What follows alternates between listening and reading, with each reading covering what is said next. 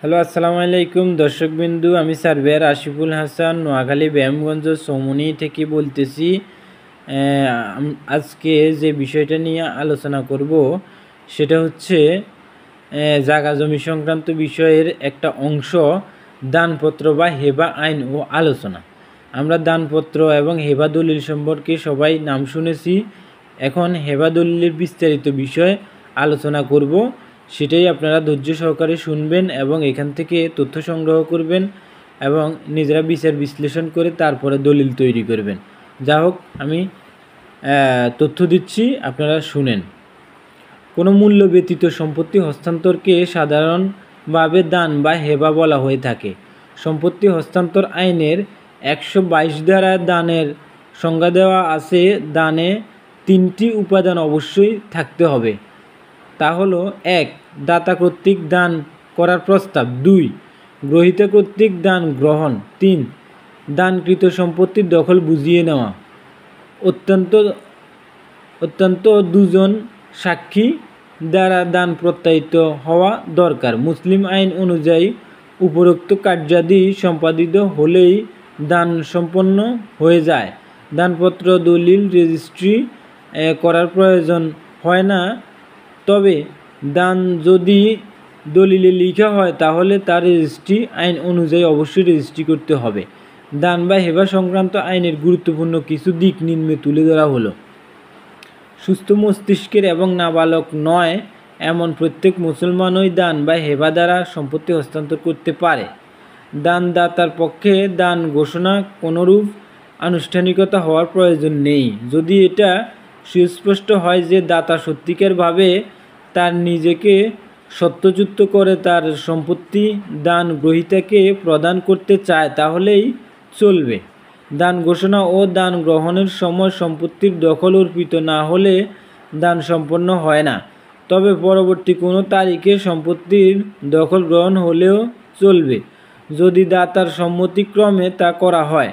ইসলামী আইন অনুসারে সম্পত্তির মালিক তার জীবদ্দশায় কতিপয় আনুষ্ঠানিকতা পালনের মাধ্যমে তার সমুদয় সম্পত্তি বা তার কোনো অংশ দান করতে পারে। দাতা সম্পত্তি দান করেছে বলে কেউ দাবি করলে তাকেই স্পষ্টরূপে প্রমাণ করতে হবে যে আনুষ্ঠানিকতাভাবে যথারীতি পালন করা হয়েছে। শুধুমাত্র দান বা হেবা দলিল অথবা কোনো কিছুর বিনিময়ে দান বা হেবা বিল এওয়াজ দলিল করে দান করা যেতে পারে। প্রথমোক্ত উপায়ে দান করা হলে সংশ্লিষ্ট সম্পত্তির দখল অর্পণ ব্যতীত দান আইন সিদ্ধ হবে না। দ্বিতীয় ক্ষেত্রে দান সম্পূর্ণ করার জন্য দখল হস্তান্তর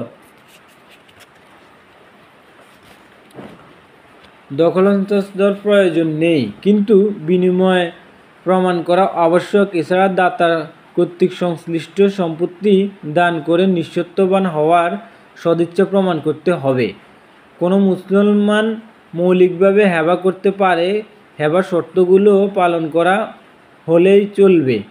অর্থাৎ দাতা কর্তৃক ঘোষণা, গ্রহীতা কর্তৃক তা অনুমোদন ও দখল প্রদানের সঙ্গে সঙ্গেই হেবা সম্পন্ন হয়ে যায়। যদি পরে হেবানামা লিখিত হয় তাহলে ওই হেবানামা রেজিস্ট্রেশনের অভাবে প্রমাণ করার জন্য দাখিল করা না গেলেও মৌখিক সাক্ষ্য দ্বারা তা প্রমাণ করা যাবে। স্থাবর বা অস্থাবর সম্পত্তির হেবার বৈধতার জন্য হেবাটি লিখিতভাবে হওয়ার প্রয়োজন নেই। হেবা সম্পাদনের জন্য 3টি অত্যন্ত শর্ত প্রয়োজনীয়। প্রথমত, দাতা কর্তৃক কাউকে দান করার ঘোষণা। দ্বিতীয়ত, গ্রহীতা কর্তৃক তা অনুমোদন।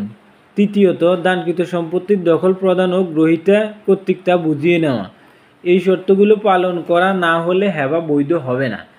কেবল দলিল রেজিস্ট্রি করলেই হেবা হয় না। দান রেজিস্ট্রি করা হলে তা দ্বারা দখল অর্পণ না করার ত্রুটি সংশোধন হয় না। মৌখিক সাক্ষ্য দ্বারা যদি প্রমাণিত হয় যে আইনের বিধান অনুসারে একটি দান সম্পন্ন হয়েছে, সেক্ষেত্রে পরবর্তীকালে দাতা যদি উক্ত দান সম্পর্কে একটি দানপত্র সম্পাদন করে এবং সেই দানপত্র যদি রেজিস্ট্রেশন আইন অনুসারে রেজিস্ট্রিকৃত না হয় তাহলেও দানটি বৈধ হবে না। দানপত্রে যদি ওই মর্মে ঘোষণা দেওয়া থাকে যে সম্পত্তির দখল দেওয়া হয়েছে, তবে দাতার ওয়ারিশগণ তা মানতে বাধ্য থাকবে।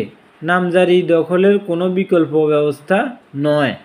কোনো স্থাবর সম্পত্তি দান করা হলে সেই সম্পত্তি যদি ভাড়াটিয়া বা প্রজা দখলে থাকে, তবে দাতা দান গ্রহীতার মালিকানা স্বীকার করার জন্য ভাড়াটিয়া বা প্রজাকে জানালে দান সম্পূর্ণ হবে।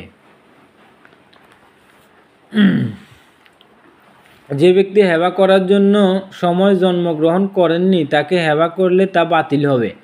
মুসলিম আইন অনুযায়ী একজন মুসলমান তার জীবদ্দশায় তার সমগ্র সম্পত্তি দান করে দিতে পারে, এমনকি তার উত্তরাধিকারের বঞ্চিত করলেও এই দান বৈধ হবে না।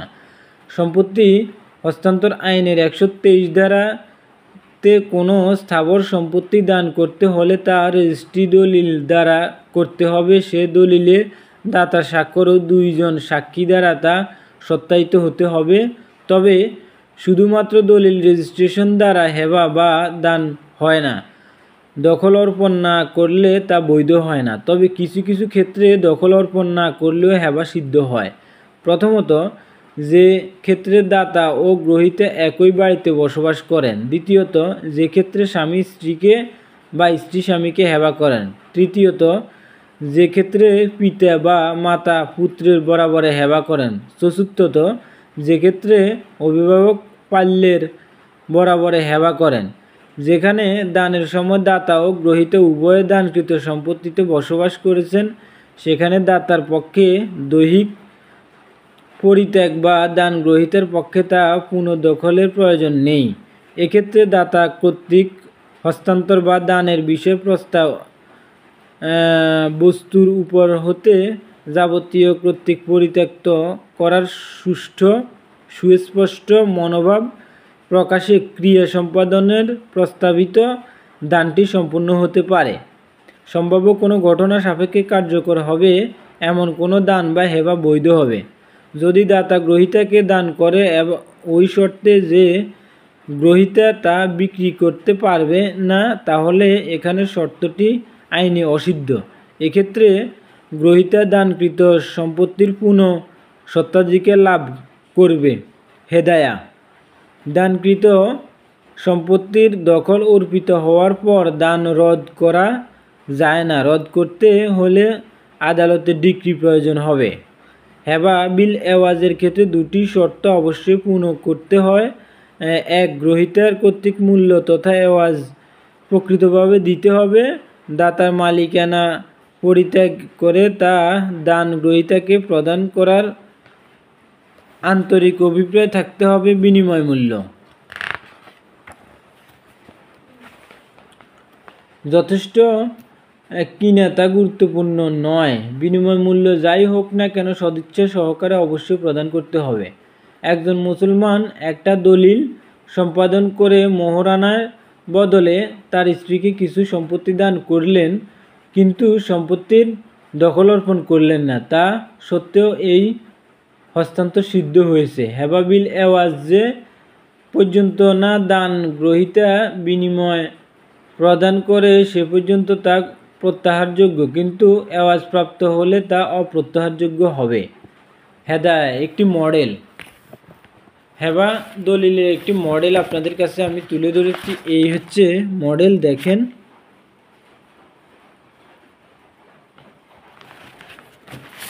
যা হোক দর্শকবন্ধু, আজকে আমরা হেবা এবং দানপত্র বিষয়ে যেসব আইন প্রচলিত, যা সমাজে যোগ্য এবং আদালত গ্রহণযোগ্য, সেই বিষয়টাই আমি আজকে আপনাদের কাছে তুলে ধরেছি।